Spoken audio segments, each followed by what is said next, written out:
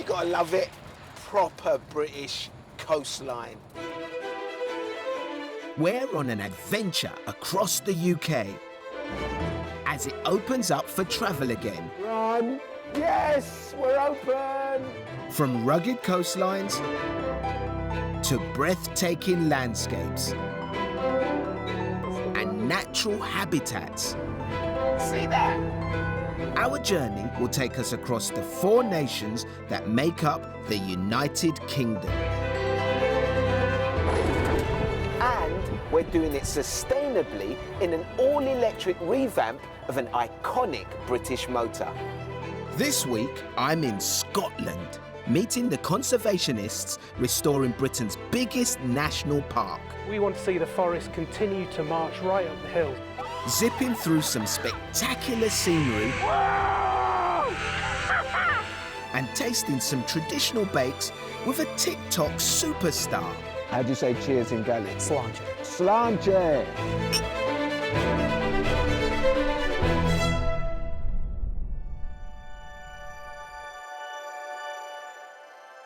I begin my Scottish odyssey in Inverness, the UK's northernmost city and the so-called capital of the Highlands. In a normal year, well over 250,000 foreign tourists stop off here on their way to exploring the region's rolling vistas of mountains, forests and lochs.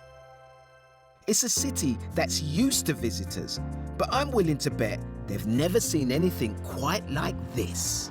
I wonder what people make of this when they see me driving around in it. It's definitely distinctive. Apparently we've already made it in the local Facebook group. Hey guys. Got a little woo there, a little whoop-de-woo. It's our travel show van. This prototype is a reimagining of an old iconic Morris motor. It's the first vehicle built by the company since the 1980s, and it's all electric. Now the original Morris J-Type came out in 1948 alongside the classic Morris Minor, which was the first British car to reach 1 million sales. So what we've done is stuck some portable hand controls on the car so I can drive it with my hands, and because it's a van and there's plenty of room in there, we've just stuck my wheelchair in the back, and away we go on our UK road tour for the travel show. Each country in the UK has decided on its own timetable out of lockdown. In Scotland, areas are graded from the most severe, level 4, all the way down to level 0. Concerns about new variants have slowed the move to level 1 in some parts, but visitors' attractions and accommodations are allowed to open their doors with rules in place for face coverings and social distancing. Here in Inverness, they're still finding ways of adapting. At Culloden, the site of Britain's last pitched battle 275 years ago, the National Trust has had to change some of their big anniversary plans. We would normally have an anniversary with around 1,500 people here on site, and clearly that is not possible under COVID at all. We decided to go completely online, which then gave us the opportunity to attract a worldwide audience. You went global. Absolutely, we went global. So we were able to offer this event for free. Because we did it, a lot of it as pre-recorded content. It didn't matter what time zone you were in. And the other side of it is, you know, we had 3,000 people engage with it, and more have since the event. It's more than we could have possibly have expected. On the banks of the River Ness, the pandemic forced luxury hotel Ness Walk to close just 8 months after it first opened. Now they're making up for lost time. We effectively risk analysed everything that we're doing. Fortunately, in this hotel, we have a lot of space, so we can manage the social distancing side of things. But then, of course, as everybody knows, the perspex screens, the masks, the visors, etc., etc. You know, our operations are much more expensive to run nowadays. Our efficiencies in terms of room cleaning is way off the scale from where we were. Both Katie and Tony agree that this summer's going to be crucial in getting the local tourism industry back on track. The reality is, across the whole of the Highlands, tourism has been significantly affected. It's a huge part of our economy, and if we can have a good summer, if we can tell our stories and sell our scones and engage people in the story of Culloden, it's going to make a big difference. Our best guess at this moment in time is that this year will be a staycation year, and we really need our UK residents to, you know, to get behind us and help us, because we have had a very tough time.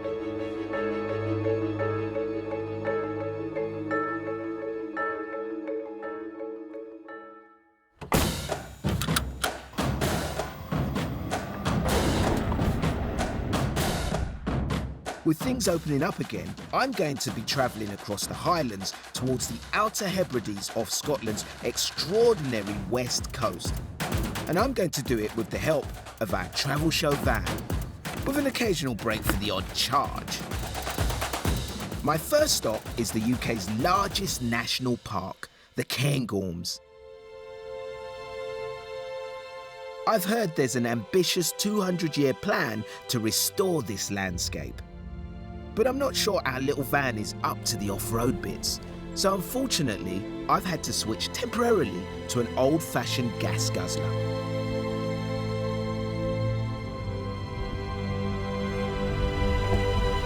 Excellent. It's a long jump down this.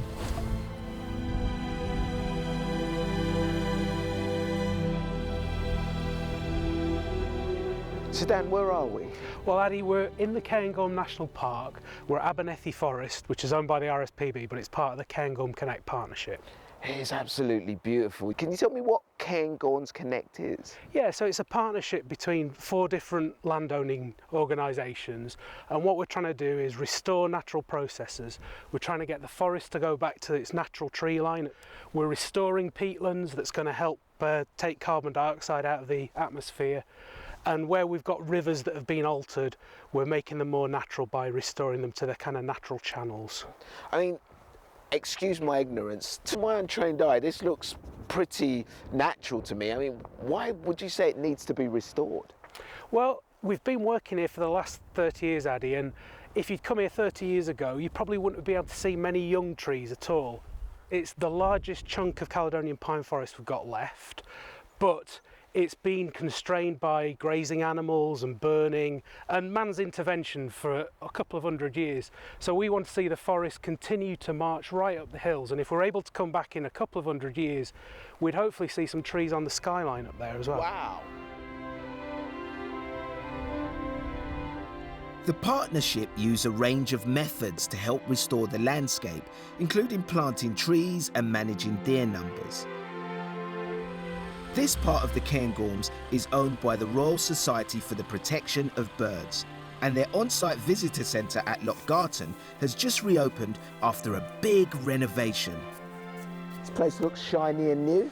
Yeah, it is, yeah. First month of opening after 2 years of being closed.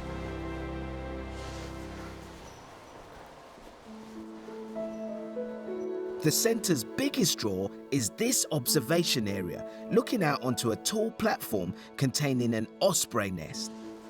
All right, so you can see the nest in the far distance here. So it's quite a large nest. It's over, massive. Yeah, it's over 1 metre wide, and we need that nest to be big because the chicks get really big really fast. It looks quite far away from here. So it does look far away, but it's actually one of the best spots to see them, even from the windows. And we have our live cameras up there, where you can see a really good look at them on the nest. It's incredible to think that they travel all the way from West Africa here to the Highlands of Scotland? Yeah, so they migrate at the end of March, beginning of April, from West Africa, Senegal, Portugal, Spain, and it takes them about 1 to 2 months to come all the way here. They're beautiful birds, and they're the only bird of prey that exclusively feeds on fish. Pescatarians, are they? Pescatarians, they are, yes. They like their trout. For almost 40 years in the early part of the 20th century, these birds were hunted to extinction in the UK.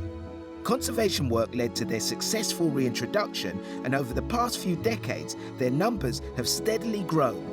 Today, it's estimated there are around 250 breeding pairs across Britain. So all the natural processes we talked about, that produces bigger, safer habitats for wildlife to thrive. And the link with ospreys, I suppose, is quite symbolic. The first ospreys to come back to Britain came back in Loch Garten in the 1950s. And we're hoping that KOINNEACH is going to bring back lots more nature as we move forward through the 200 years.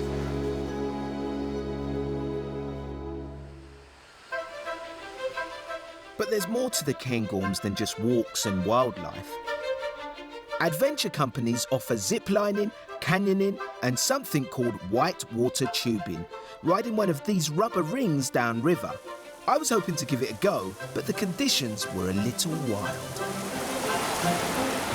So what was the issue about the tubing today then? The river's too high, it's in flood, so it wouldn't be safe. We couldn't actually stop you, you might just keep going. Where do the rapids end? The North Sea. Okay, yeah, that's an issue, isn't it?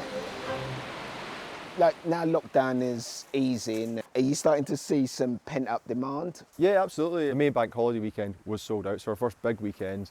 But we're in a lucky position because we've got all this space and fresh air. Yeah. So.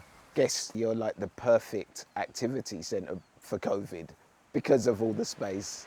In the past, I would say about half of our clients were coming from the continent. We're not going to have all that this year, but we've been so busy with UK clients. We were sold out last summer, busiest summer ever last summer. We're expecting the same this year. Well, I might not be able to get out on the river, but Kevin insisted I have a go on one of their longest zip lines. I am feeling a bit more nervous. I mean, I was like quite chilled out about this because I'm like, zip wire, everyone does this, you know, kids do it. And now looking down into that gorge, my nether regions have got a little bit tighter. Put my Two hands on top. And then I'll go. Yeah, when you lift your legs up, you should just head off out here. I don't want to do it. You're fine, you're fine. All right, here we go. Oh.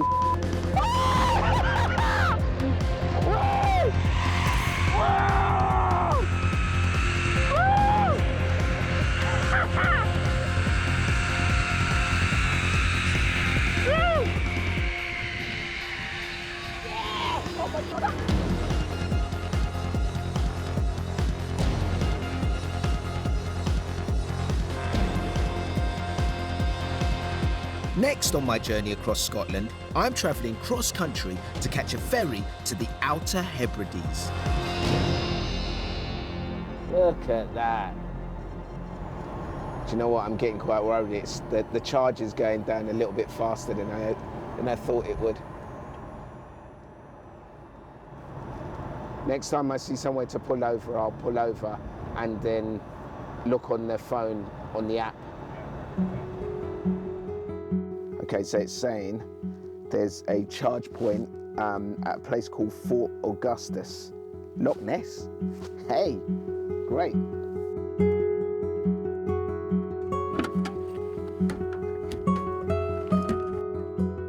I mean, Scotland is new to me when it comes to charge points, but it doesn't feel to me like you are going to run out.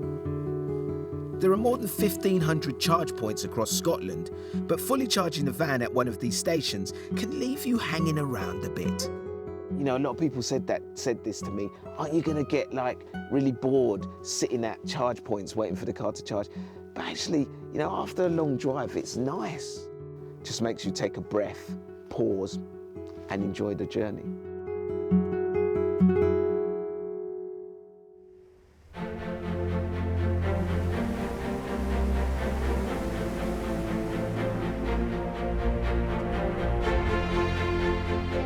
The COINNEACH ferries take over 5 million passengers to the Scottish Islands every year, or at least every normal year. That number was more than halved in 2020. I'm heading to Harris, one of the many islands that make up the Outer Hebrides. They're a collection of 119 islands in all, stretching for 130 miles. And I arrive in time for that one essential hallmark of the British summer. Look at the weather. It's bleak.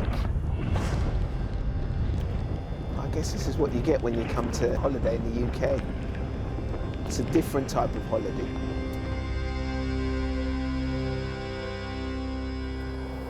Now, just a few weeks ago, I wouldn't have been able to do this journey because for most of the year, travel between here and the mainland hasn't been allowed to stop coronavirus from taking hold in these closed-off communities. And they've been relatively successful. When I arrived in May, they'd recorded less than 300 cases since the pandemic began. To help keep it that way, we've followed government advice and taken 2 lateral flow tests before coming over. But I'm really interested to find out what it's been like for the people living out here who've not been able to leave the islands. I'm on my way to meet COINNEACH MACLEOD, who was born and raised on neighbouring Lewis, and luckily we catch a break in the weather. Well, if it was raining, I'd be worried, but it's slippery. It's good work. So fingers crossed, Daddy, this is where my house is going to be. Is this? It's a wee bit airy at the moment. Wow, that's a doer-upper. It is a wee bit of a doer-upper, but I think you can see why. So this wee piece of land, my granny was born in that house down there, Yep. and so this is a very important croft for the family. You will find with people from the Hebridean Islands, we're very proud of where we're from. We are Scottish, but we're a wee bit distinct with our own language and culture and identity. Community, you can imagine, in a wee village like this is very, very important. We're social species, aren't we, human beings? As much as you want to come and live out somewhere really remote, we do need that contact every now and again. Yes, it's been amazing how folk have really made sure that everybody's been okay, that if you're a wee boy who doesn't see his pals anymore, or an old granny who's not seeing their family, that, you know, they're getting a little bit of community feel, even if it's from a distance. As a proud Hebridean, COINNEACH has been sharing videos of island life on his TikTok account, where he's become a bit of a sensation. Over lockdown, he racked up 10 million views as the Hebridean baker, posting dozens of traditional recipes. Hello there, sir. Addy. Welcome to a Depitan Taxis. Well, it's been quite an adventure, Addy, to say the least. It's been really quite special to be able to promote the islands. I do Gaelic lessons, but mostly baking. My favourite ones is when I have maybe a classic bake, so maybe say it's like a tiramisu, but I give it a wee Scottish twist. How would you give it a Scottish twist then? Go on. Well, there's no harm in throwing a wee bit of whiskey in. Ah, yes! So where are we heading now? So we're going to make the traditional bake called a duff, or on the mainland they call it a clooty dumpling. Nice. But our first stop is a very important stop because my aunt Bellac, who's 92, makes the best duff on the island. COINNEACH's aunt entrusts us with her special ingredient for a perfect pudding, her own homemade 3-fruit marmalade. Spoonful of this in the duff. Spoonful of that, and that will make it just perfect. Yes. How do I say thank you in Gaelic? Happily. Tappalit. And with that, we get to work on making some duff. It starts off really easy.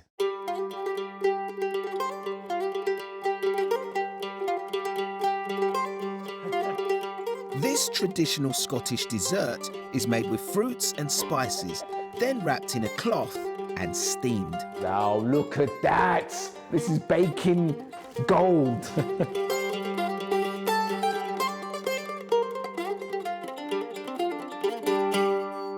service with a smile, and a Scotty dog. Whatever food goes, Shorter's goes too. So here is our duff.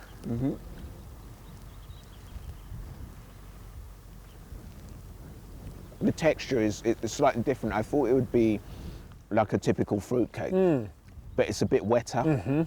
No, I think it's absolutely lovely. It's delicious. And I think the marmalade has made a difference. I was going to say, if it wasn't for your aunt's marmalade. No. But you know, what are your feelings about the island opening up again for tourism? Are you not worried about COVID potentially taking hold of the community like it's never done before? I think we have to stay and be conscious for a long time yet. But I think the island has done really well in making sure that people are safe. The vaccination programme has gone really, really well. But also as well for us Hebrideans who haven't been able to venture very far, for us to be able to see other parts of the UK will be nice too. How do you say cheers in Gaelic? Sláinte. Sláinte!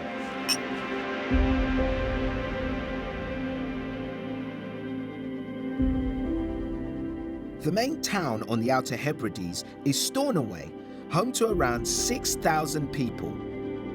And it's here that the first leg of our British road trip comes to an end.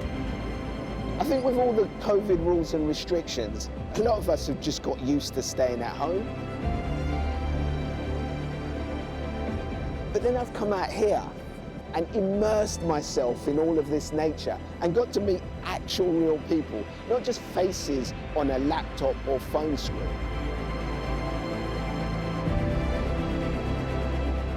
I think it's fair to say that nothing will ever be the same again after the pandemic.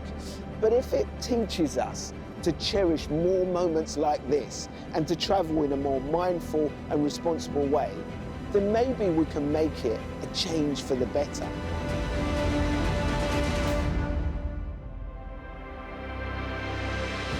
And in 2 weeks' time, our journey across the UK continues. For the second leg of our Road to Recovery tour, I'm crossing England's biggest county, from seaside to countryside. Yes, we made it! To see how the people and places of North Yorkshire are emerging from lockdown.